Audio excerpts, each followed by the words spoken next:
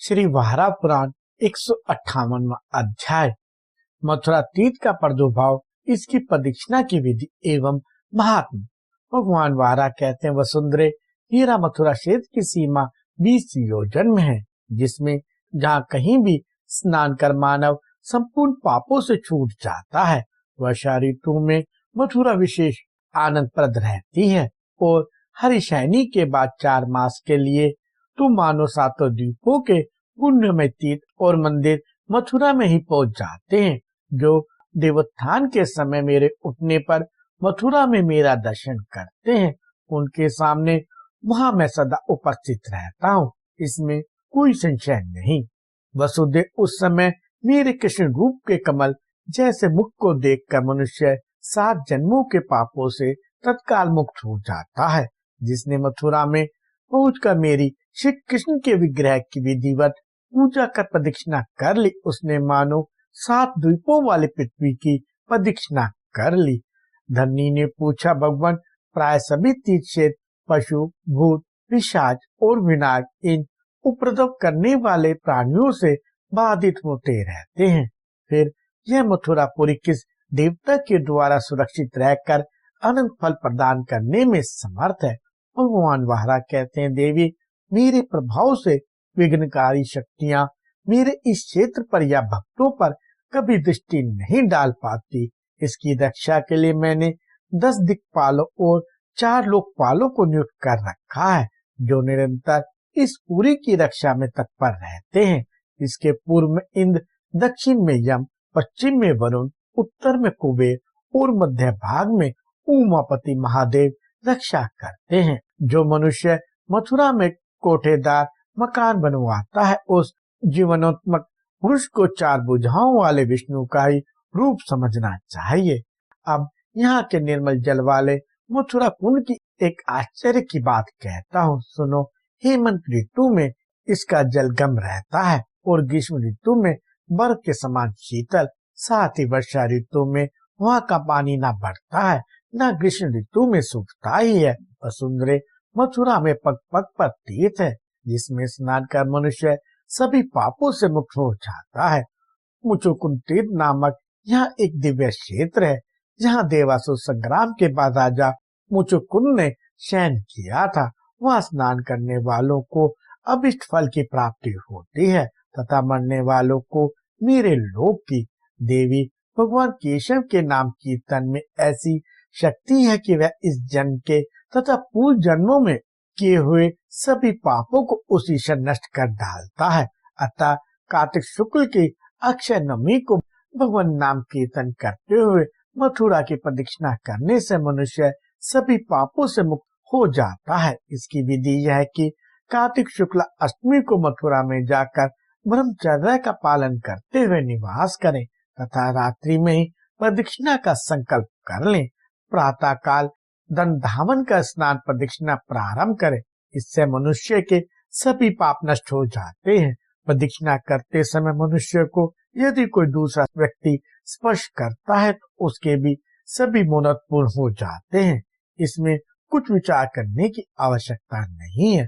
प्रदक्षिणा करने पर जो पुण्य मिलता है, वही पुण्य मथुरा में जाकर सुबह प्रकट होने वाले भगवान श्री हरि के दर्शन से सुलभ हो जाता है।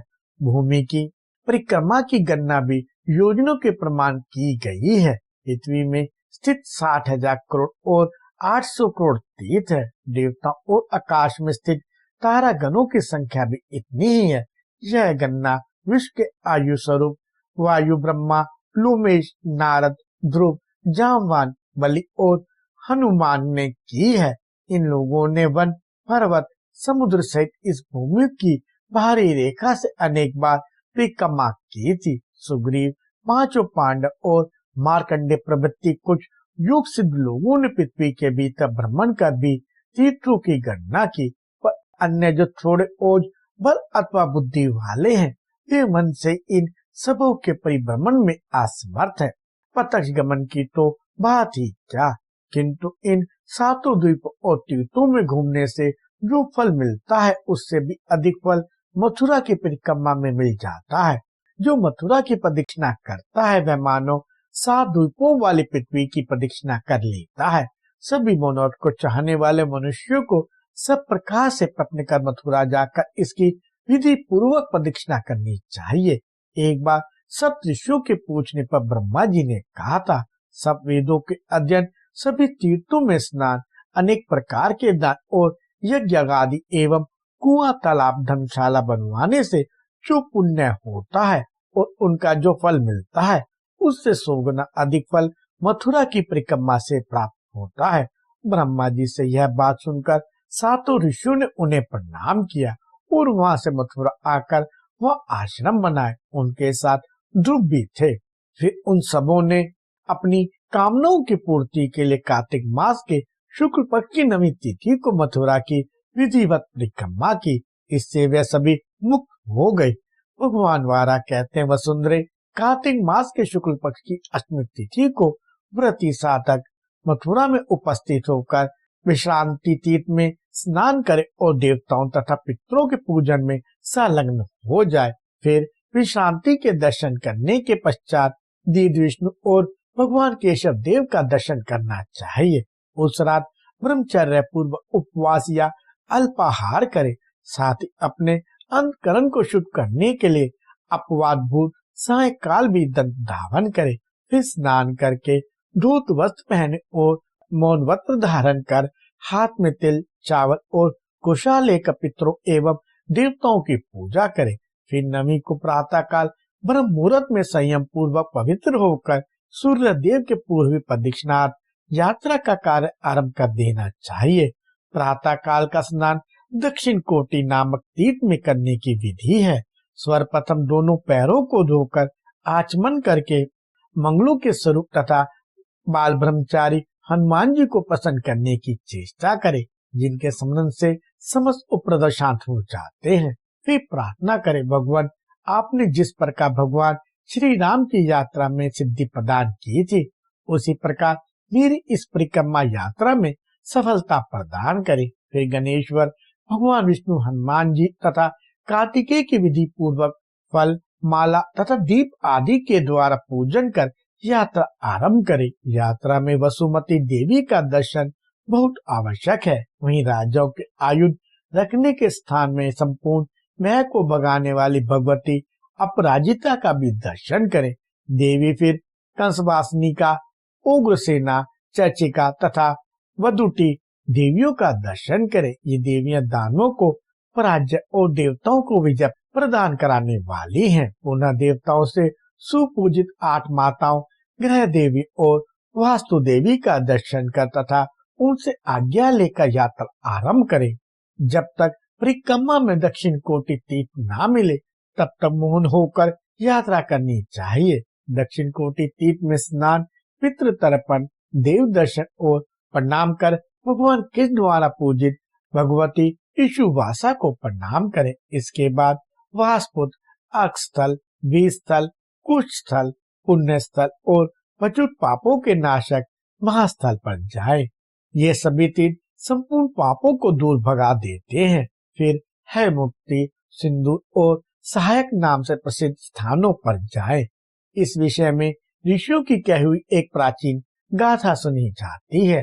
कहते हैं, कभी कोई राजकुमार घोड़े पर सवार होकर मथुरा की सुखपूर्वक परिक्रमा कर रहा था, पर बीच में नौकर सहित घोड़ों की तो मुक्ति हो गई, पर वह राजकुमार इस संसार में ही पड़ा रह गया। अतः जिसे श्रेष्ठ फल की इच्छा हो उसे सवारी पर चढ़कर मथुरा की कदापि परिक्रमा नहीं करनी चाहिए, क्योंकि इससे मुक्ति नहीं मिलती। उस है मुक्ति तीर्थ का दर्शन एवं स्पर्श करने से पापों से मुक्ति मिल जाती है। बीच में शिव कुंड नाम से प्रसिद्ध एक महान तीर्थ है। भगवान कृष्ण को विजयी बनाने वाली मलिका देवी का भी दर्शन करना चाहिए। फिर कदम खंड की यात्रा कर सपरिवार चर्चिका योगिनी का दर्शन करें। फिर पापों के हरण करने वाली वर्षखात नामक श्रेष्ठ कुंड पर जाकर स्नान और तर्पण करना चाहिए। देवी यहाँ भूतों के अध्यक्ष भगवान महादेव का दिव्य विग्रह है। इसके आगे कृष्ण कीड़ा सेतु बंद तथा बलिहृद कुंड है, जहाँ श्री कृष्ण ने जल विहार किया था। इसके दर्शन मात्र से मनुष्य संपूर्ण पापों से छूट जाता है। ये कुछ आगे गंधों से सुवासित रहने वाला स्तंभोच्चय नामक एक शिखर है, जिसे भगवान श्री कृष्ण ने सजाया और पूजित किया था। इसकी भी यत्न के साथ प्रदक्षिणा तथा पूजा करनी चाहिए। इससे प्राणी सभी पापों से मुक्त होकर विष्णु लोक को जाता है। इसके पश्चात नारायण स्थान तीर्थ पर जाकर फिर कुब्जिका तथा वामन स्थान पर जाएं। यह विंध्येश्वरी देवी का भी स्थान है, जो श्री कृष्ण की रक्षा करने के लिए यहाँ सदा तत्पर रहती है।